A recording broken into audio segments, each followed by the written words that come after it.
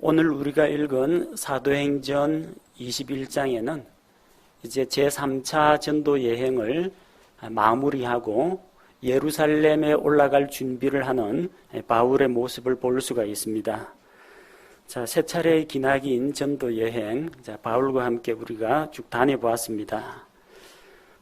밀레도에서 에베소 교회의 장로들과 작별을 하고 이제 배를 타고 시리아 지방으로 다시 들어오는 여정입니다.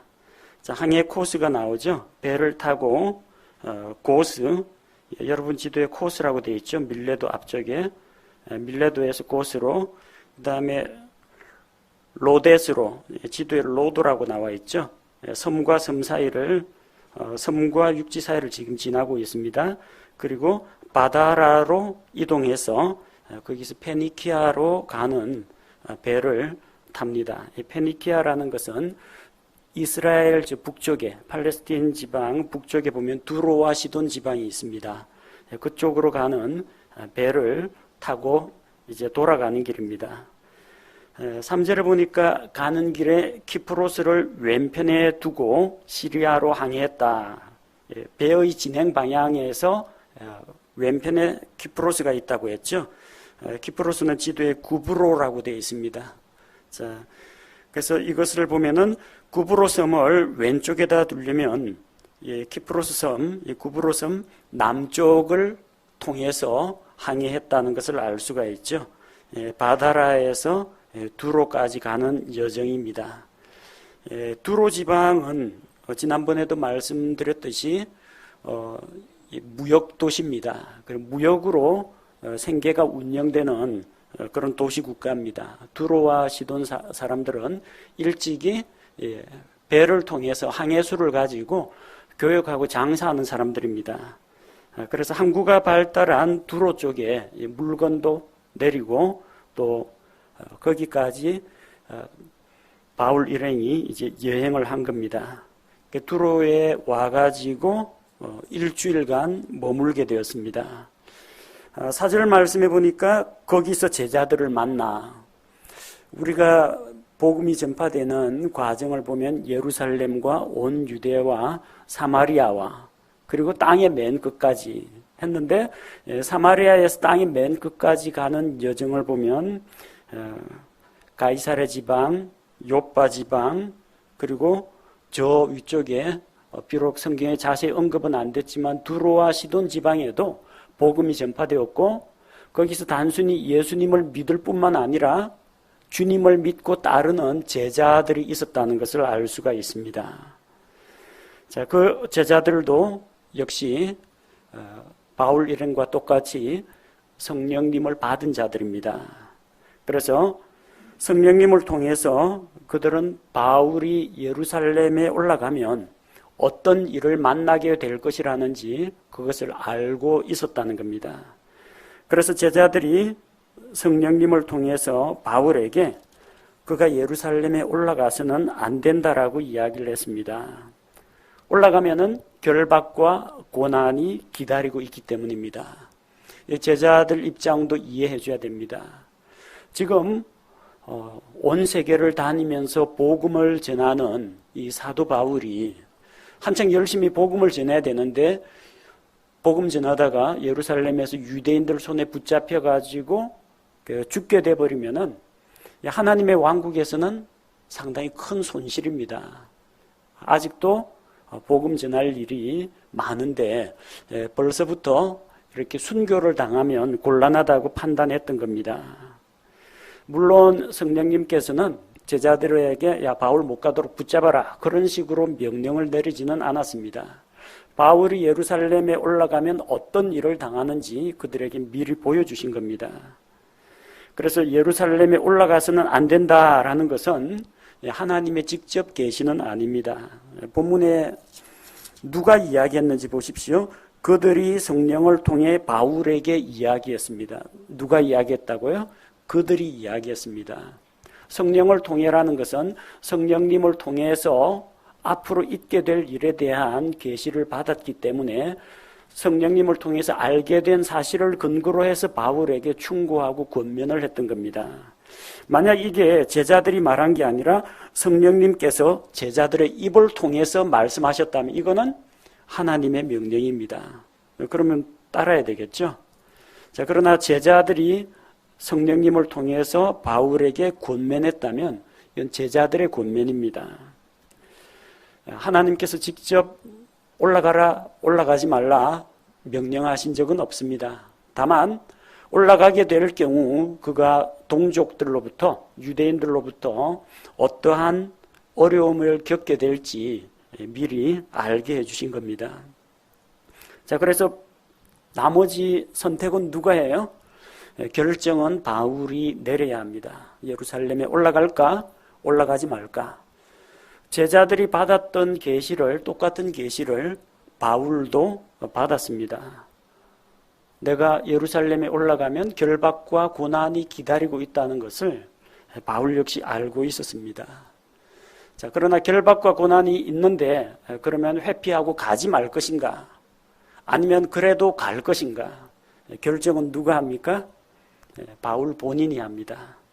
그리고 만약 그것이 하나님께 순종하는 복음 전도자의 올바른 동기와 태도라면 예루살렘에 올라가도 하나님께서 바울을 통해서 일하시고, 예루살렘에 올라가지 않고 다른 지역에 가서 사역을 하더라도 하나님께서는 바울을 복음 전도자로 사용하실 수가 있다는 것입니다. 이제 하나님의 이 뜻과 하나님의 계획이라는 것은 무슨 델피의 신탁처럼 오이디푸스의 아버지에게 장차 아들이 아버지를 죽이고 엄마와 결혼할 것이다, 이렇게 한번 신탁이 내리면은 꼼짝없이 아무리 벗어나려고 피하려고 해도 반드시 그렇게 이루어지는 그런 식으로 사람의 운명을 옥죄는 그런 식으로 하나님의 뜻이 주어지지는 않습니다. 하나님께서는 일반적인 원리와 또 보편적인 하나님의 뜻을 계시해 주시고, 그 보편적인 원리에 순종할 때 하나님께서 다음 길을 보여주시고 다음 길을 보여주시고 구체적으로 그의 삶을 다루시고 인도해 주신다는 것을 우리가 믿어야 합니다. 자, 그래서 바울에게는 다양한 선택의 여지가 있습니다.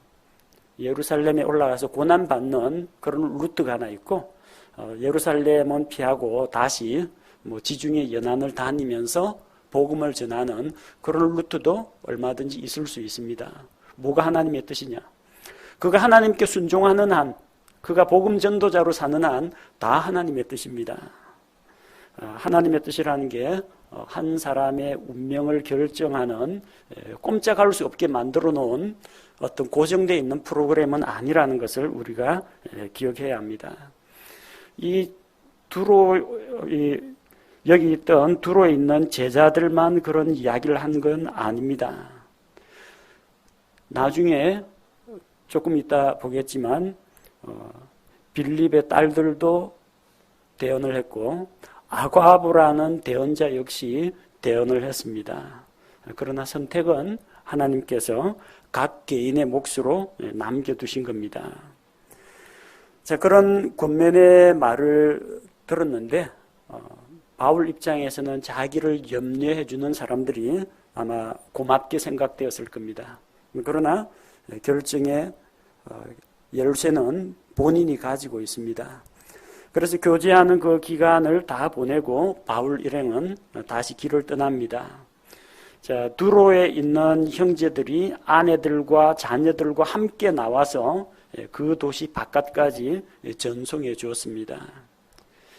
우상의 도시요, 두로 시돈 지방이면 바알 숭배가 극심한, 또 해안가라서 미신이 심한 그런 곳인데 믿는 형제들이 있었고 그들이 일가족이 다 믿는 그런 그리스도인 가정들이 많이 있었다는 걸 볼 수가 있습니다. 자, 이 작별하는 그 순간이 아쉬워서 그들이 바닷가에서 무릎을 꿇고 함께 기도하고 전송했습니다. 그래서 바울 일행은 배에 오르고 그들은 육지에 남고 다시 여행을 떠납니다. 자, 7절에서 9절 보면 바울 일행이 가이사랴로 가는 여정이 나옵니다. 자, 7절에 보니까 두로를 떠나서 지도해 보십시오. 자, 두로에서 배를 타고 돌레마이에 이르렀습니다. 자, 두로에서 톨레마이로 갔는데 톨레마이에 이르러서 형제들에게 문안하면서 그들과 하루를 이제 함께 보냅니다. 아까 두로에서 배에 올라와서 작별 인사를 하고 이제 톨레마이에 왔는데, 이 톨레마이라는 지역은 구약 시대의 악고라는 지방입니다. 성경지리 공부하신 분은 악고 평야 위치 어딘지 아시죠? 팔레스틴 그 서쪽 해안은 배될 수 있는 곳이 그리 많지가 않습니다. 가이사랴, 요빠, 악고 이런 쪽은 수심이 깊고 그리고 내륙으로 움푹 들어간 만 형태이기 때문에 배를 대기에 용이한 지역입니다. 저 위쪽 팔레스틴 북부에서 몇 안 되는 항구 도시 중에 하나입니다. 그래서 톨레마이에서 3차 전도 여행의 항해를 모두 마칩니다. 그리고 톨레마이에서 형제들과 하루를 보냅니다. 가는 곳마다 형제들이 있죠. 두로에도 있고 톨레마이에도 있습니다. 자, 그리고 톨레마이에서는 이제 가이사랴로 내려갑니다.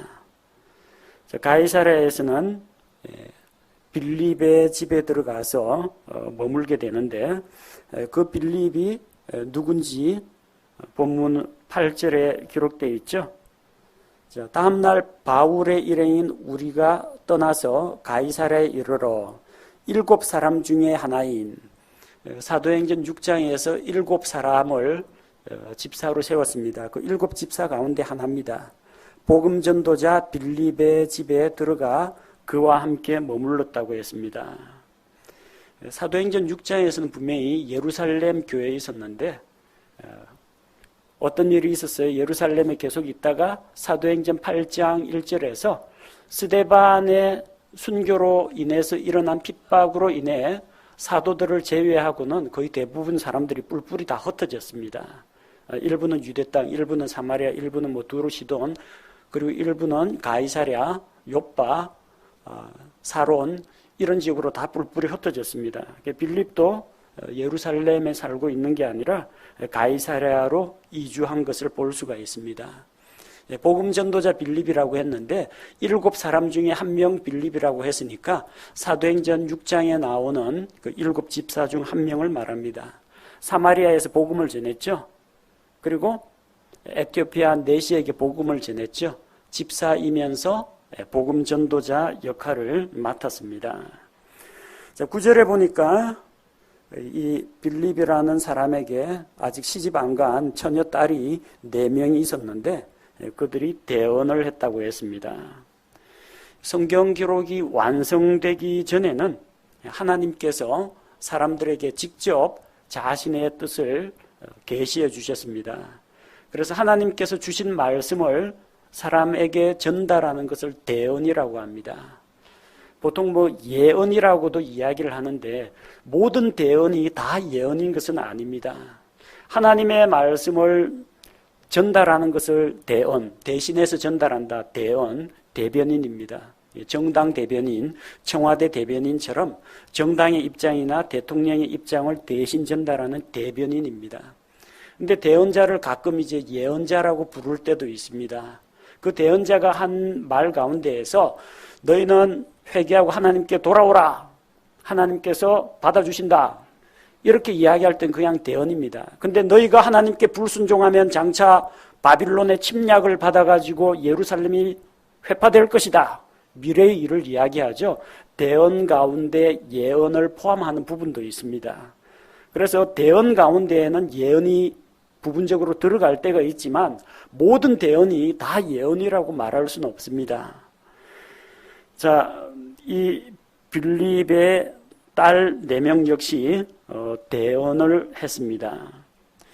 여자들도 대언을 할 수 있느냐? 하나님께서 여자들의 입을 통해서 대언을 하신 사례가 구약 성경에도 신약 성경에도 기록되어 있습니다. 하지만 이 여자들은 형제들 위에 권위를 행사할 수는 없었습니다. 형제들을 가르친다라든지 그 위에 군림한다든지 그런 일은 할 수 없었고, 결혼 전에는 이제 아버지의 권위 아래에 있었고, 결혼한 후에는 남편의 권위 아래에 있었습니다. 권위 아래에 있다는 말은 여자가 남자보다 열등하다는 이야기가 아닙니다. 다만 질서와 조화를 위한 것입니다. 교회 안에서는 여자가 대언을 할 수 없었습니다.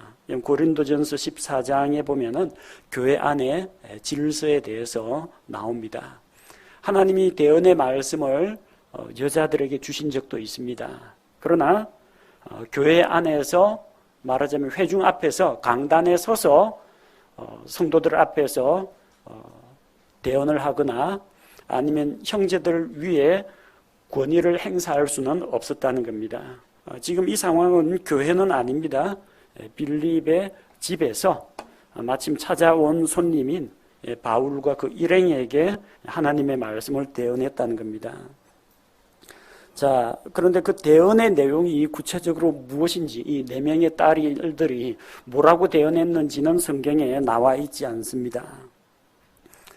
그 다음에 나오는 10절에 보니까 우리가 거기서 여러 날 머물고 있을 때에 가이사랴에 있는 빌립 집사 집에 여러 날 동안 머물러 있었는데, 유대 지방에서 아가보라고 하는 대언자가 내려왔습니다.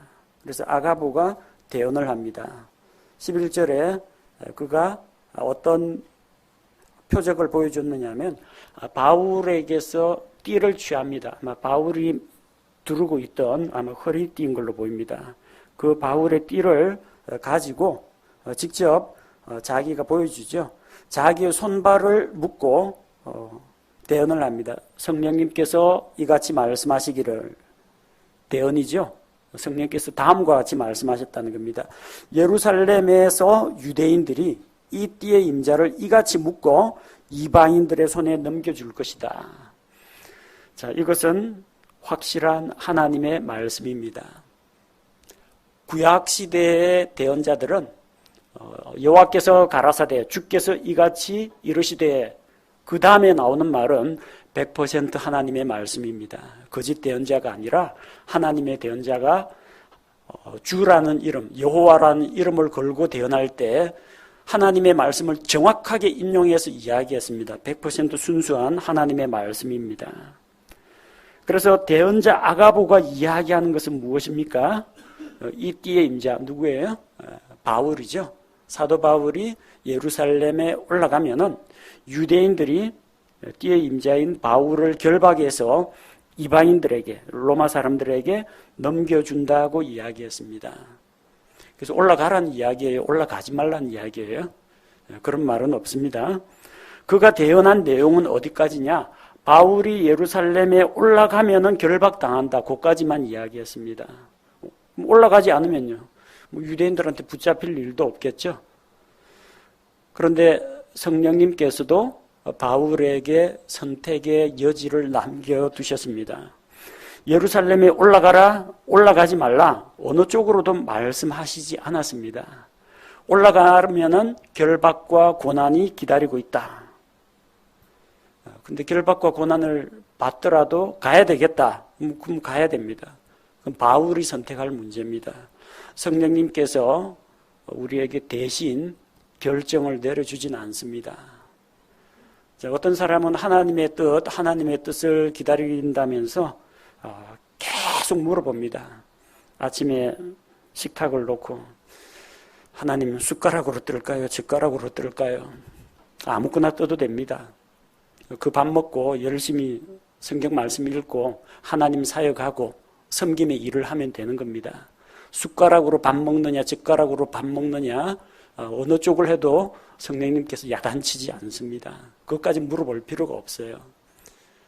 내가 여기 부산에서 사역을 할까요? 서울에서 사역을 할까요? 하고 싶은 대로 해도 됩니다. 여기 가서 복음의 말씀을 전하는 일에 순종하면 하나님이 쓰시는 거고, 저기 가서도 복음 전하는 일에 내가 순종하면 하나님께 쓰십니다. 내가 신학을 해야 될까요? 아니면은 영문학을 공부할까요? 아니면 공학을 공부할까요? 뭘 공부하느냐가 중요한 일은 아닙니다. 물론 이제 전문적으로 목회 사역을 하겠다 하면 이제 신학을 공부해도 됩니다. 그러면은 공대 간 사람은 복음을 못 전하느냐? 그렇지 않습니다.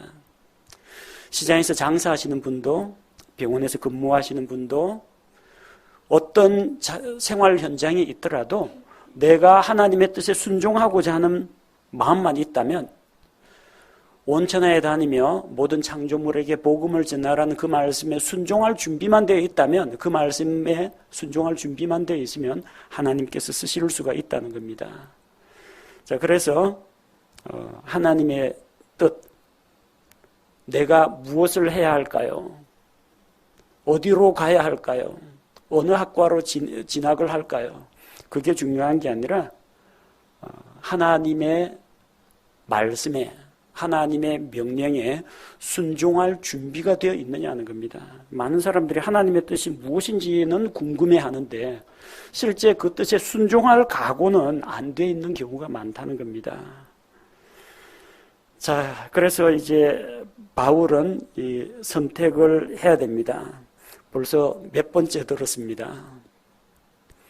밀레도에서 에베소 교회 장로들에게 이야기할 때도 내가 가는 곳마다 결박과 고난이 기다리고 있다는 하나님의 말씀을 들었다. 바울이 그렇게 말했고, 또 이미 제자들을 통해서 제자들이 성령님께 들은 것을 기초로 해서 바울에게 예루살렘에 올라가서는 안 된다라고 권면도 했습니다.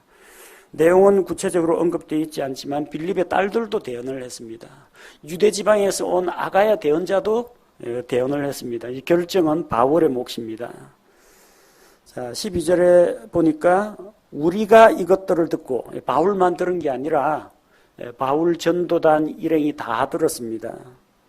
그곳 사람들과 더불어, 가이사랴에 있던 사람들과 더불어 바울에게 예루살렘으로 올라가지 말 것을 간청했습니다. 바울을 염려해서 하는 겁니다. 근데 바울이 응답하되 너희가 무슨 뜻으로 슬피 울어 내 마음을 상하게 하느냐. 아마 간청하면서 또 바울 붙잡고 우는 사람들이 또 있었던 모양입니다. 제발 올라가서는 안 됩니다 하면서 눈물로 호소한 것 같습니다. 그러나 바울은 말하기를 나는 주 예수님의 이름을 위해 예루살렘에서 결박당하는 것뿐만 아니라 죽는 것도 각오하고 있다고 했습니다. 자, 그러자 14절에 바울이 이 형제들에게 설득당하지 않으니까 권면하던 자들이 포기했습니다. 우리가 주의 뜻이 이루어지이다 하고 그쳤노라. 여기서 그쳤습니다. 더 이상 권면하지 않고 주의 뜻이 이루어지이다. 주님 뜻대로 되기를 원합니다 하고 거기까지만 이야기했습니다. 바울이 예루살렘에 올라가는 것이 주의 뜻인가? 가지 않는 것이 주의 뜻인가? 예루살렘에 가느냐 가지 않느냐는 크게 중요한 문제는 아닙니다. 주의 뜻은 바울이 주님을 위해서 일평생 복음 전도자로 헌신하는 겁니다. 예루살렘에 올라가서 결박당하고 이방인들의 손에 넘겨져서 로마로 이송되더라도 복음을 전하면 됩니다. 예루살렘에 올라가지 않고 자유롭게 이전처럼 4차, 5차, 6차 해외로 전도 여행을 다니더라도 복음을 전하면 됩니다. 어떠한 모습, 어떠한 지역, 어떠한 상황에 있더라도 예수 그리스도를 전파할 수만 있다면 바울은 하나님의 뜻에 순종하는 것입니다. 그래서 주님께서는 바울이 어디에 가느냐에는 별 큰 관심이 없습니다. 다만 거기에서 그가 가서 뭐 하느냐, 무엇을 하느냐, 어떻게 살아가느냐에 관심을 두고 계시다는 겁니다. 두 가지 길 가운데 물론 바울은 힘들고 어려운 길을 선택했습니다. 바울에게는 어떤 비전이 있었느냐? 이렇게 소아시아 각 지역을 다니면서 복음을 전하는 것도 필요하겠지만 당시의 세계의 중심지가 어디냐면은 로마입니다. 그래서 당시에 우리가 알고 있는 세계의 약 3분의 1 정도를 로마가 지배하고 있었습니다. 유럽과 소아시아와 아프리카 지역 일대를 로마가 관할하고 있었습니다.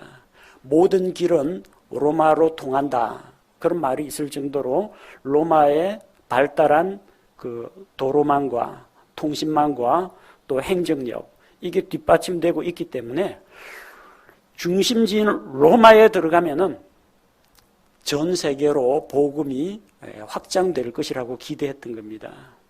물론 바울이 자기 발로 제 발로 걸어갈 수도 있습니다. 근데 바울에게 있는 것은 로마도 보아야 되겠다는 그런 마음의 각오도 있지만 또 어떤 각오가 있습니까? 동족 구원에 대한 그런 열망이 있습니다. 그래서 예루살렘에 올라가고자 한 겁니다. 유대인들 앞에 붙잡히면 재판받겠죠. 뭐 산헤드린 공회에 서든지 아니면 그들이 로마 법정에 넘기면 로마 법정에 서서 자기가 무슨 일로 신문을 당하는지 이방인들 앞에서 로마 군대 백부장, 총대장 앞에서 산헤드린 공회 앞에서 동족인 유대인들 앞에서 자기가 예수님 만난 간증도 하고 예수 그리스도의 복음을 전할 기회가 생긴다는 겁니다. 동족 구원에 대한 열망 때문에 어떻게 해서든지 예루살렘에 올라가겠다. 그런 각오가 있었고 또 결박당해서 넘겨지면은 자기는 로마 시민이란 말입니다. 로마 시민이 가지고 있는 특권이 있죠. 재판에 의하지 않고는 고문이나 형벌을 당하지 않습니다. 그래서 넘겨진다 할지라도 산헤드린 공회에 넘겨진다면은 거기에서 아마 유대인들의 종교 재판에 넘겨질 수가 있습니다. 그 이방인들의 손에 넘겨진다라고 성령님께서 각 제자들을 통해서 계시를 주셨으니까 로마 시민권 주장하면은 재판 과정에서 고문 당하지는 않습니다.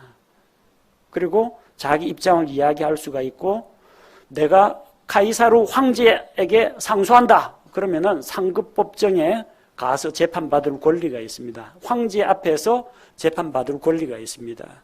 그럼 관련 서류가 다 따라갑니다.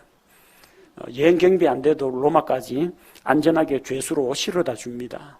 그러면 거기서 바울을 신문하는 로마에 있던 이 법관들이라든지 또 거기에 있는 뭐 간수라든지 이런 사람들에게 복음을 전할 기회가 또 오게 됩니다. 카이사르 황제의 식구들에게 복음을 전할 기회가 오고 실제로 그렇게 카이사르 황실에 복음이 들어갔습니다. 그거 노리고 있는 겁니다. 물론 유대인들에게 붙잡히면 돌 맞고 매 맞고 잘못하면 로마 법정 가기도 전에 유대인들 손에 먼저 고문당하고 자칫하면 생명을 걸어야 할지도 모르는 그런 상황입니다.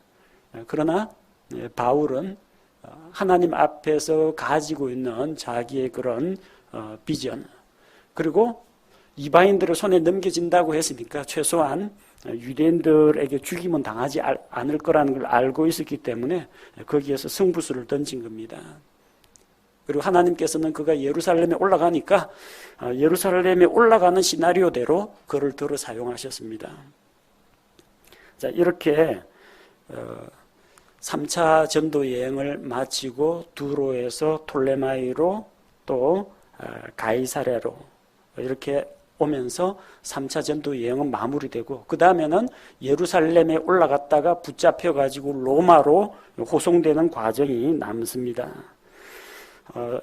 보통은 전도 여행을 마치고 나면은 파송교회에 가서 선교 보고를 합니다.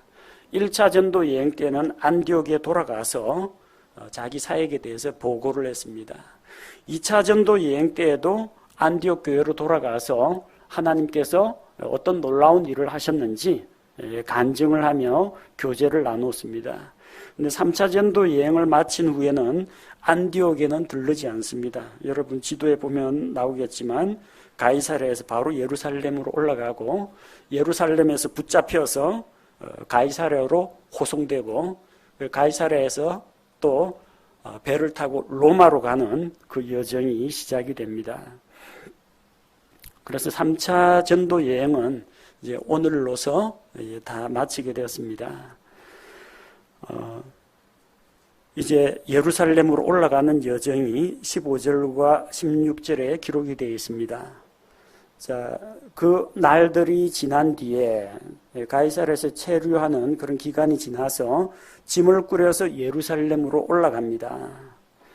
가이사랴에서 예루살렘까지는 도로가 잘 닦여 있습니다. 몇 주 뒤에 우리가 사도행전 23장 보게 될 텐데, 가이사랴에는 로마 군대가 주둔하고 있습니다. 가이사랴는 도시 이름 자체가 카이사르, 케사르, 시저, 그 이름을 딴 도시입니다. 그리고 항구 도시이기 때문에 로마하고 배편으로 연결이 됩니다. 근데 이 팔레스틴 지방, 이스라엘 민족이 살고 있는 이 지역의 중심지는 예루살렘입니다. 문제가 일어나면 주로 예루살렘에서 일어나요. 정치, 종교, 행정의 중심지이기 때문에. 그래서 언제든지 예루살렘에서 밀란이 일어나거나 폭동이 일어나면 진압하기 위해서 가이사랴에서 예루살렘까지는 기병대가 이동할 수 있는 도로가 닦여 있습니다. 그 길을 따라서 이제 이동하는 겁니다.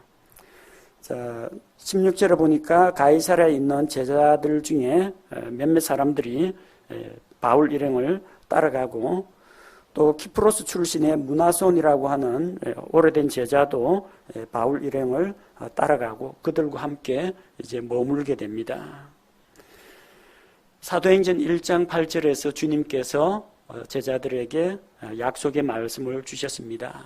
성령님께서 그들에게 임하시면 그들은 증인이 될 것이라고 했습니다. 예루살렘과 온 유대와 사마리아와 땅의 맨 끝까지, 그리고 그 말씀대로 이렇게 예루살렘을 중심으로 해서 복음이 전 세계로 퍼져나가는 것을 볼 수가 있습니다. 이방인들의 도시 두로와 시돈 지방에도, 저 북쪽에 있는 톨레마이 그 지역에도, 가이사랴 지방에도 복음이 전해졌고, 바울의 전도 여행을 통해서 소아시아 지역, 그리스 지역, 마케도니아 지역 이런 데도 다 복음이 전파가 되었습니다. 가는 곳마다 형제들이 있습니다. 물론 가는 곳마다 반대하는 유대인들도 있었습니다. 이런 전도 여행을 통해서 하나님의 뜻이 한 걸음 한 걸음 이루어져 가는 것을 우리가 볼 수가 있습니다. 하나님의 뜻이 무엇인지 우리가 다시 한번 생각해 봅시다. 하나님께서는 우리가 어떤 길을 선택하느냐, 어떤 사역지를 선택하느냐, 어떤 진로를 선택하느냐, 그런 것보다도 우리가 그 상황에서, 그 장소에서 무슨 일을 하며 어떻게 살아가느냐에 더 관심을 가지고 계십니다. 어디로 가든지 주님의 말씀에 순종하고 하나님께서 보여주신 보편적인 하나님의 뜻, 하나님께 헌신하는 거, 복음을 전하는 거, 거룩하게 사는 거, 항상 기뻐하고 쉬지 말고 기도하며 범사에 감사하는 삶을 사는 것, 이런 모든 것이 하나님의 뜻입니다. 그런 일반적인 하나님의 뜻에 순종하는 사람은 주님께서 구체적으로 한 걸음 한 걸음 매 순간순간을 인도해 주신다는 겁니다. 예루살렘에 올라가면 결박당한다. 이야기해도 바울은 결박당하더라도 동족에게 복음을 전하고 로마도 봐야 되겠다. 그렇게 하자 사람들은 더 이상 바울의 생각을 꺾으려고 하지 않고 주의 뜻이 이루어지이다. 그렇게 결론 내렸습니다. 그렇습니다. 잠언 19장 21절 말씀처럼 사람의 마음에 많은 계획이 있을지라도 주의 뜻 그것만 서리라. 주님의 뜻이 나의 삶을 통해서, 나의 순종을 통해서 이루어지도록 해야겠습니다.